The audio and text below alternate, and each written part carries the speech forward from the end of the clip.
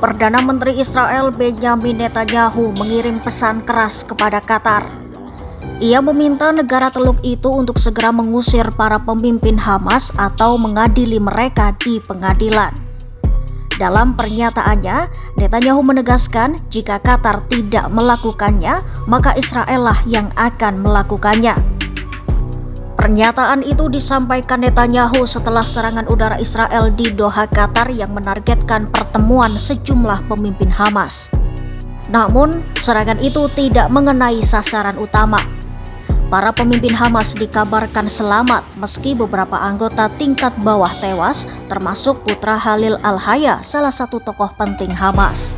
Netanyahu membandingkan langkah Israel itu dengan operasi militer Amerika Serikat setelah tragedi 11 September 2001. Ia menegaskan, sama seperti AS memburu Al-Qaeda dan Osama bin Laden, Israel pun akan memburu Hamas dimanapun mereka berada.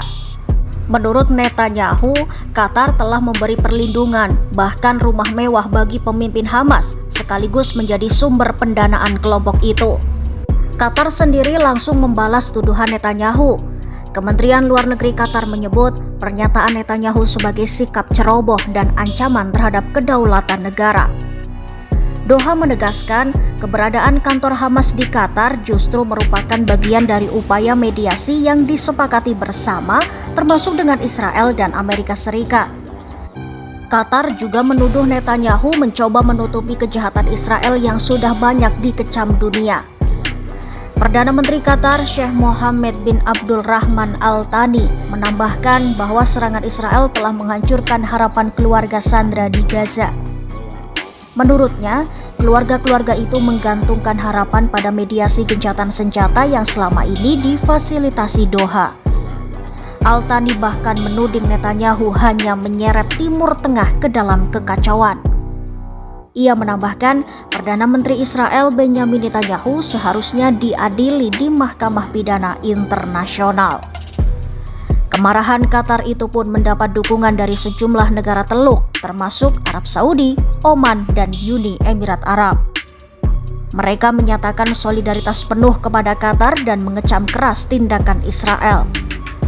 Qatar juga menyampaikan protes resmi ke PBB dengan menyebut serangan itu sebagai pelanggaran terang-terangan terhadap hukum internasional. Sementara Dewan Keamanan PBB dijadwalkan membahas isu ini dalam pertemuan khusus. Tak hanya negara-negara Teluk, Kanada juga ikut angkat suara.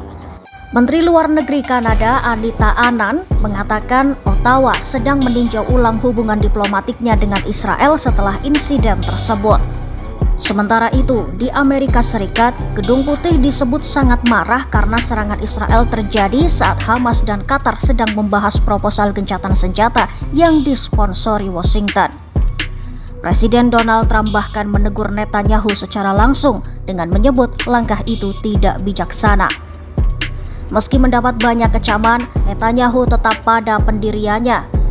Ia menegaskan Israel akan terus mengejar Hamas dan menyamakan misi itu dengan perjuangan global melawan kelompok bersenjata.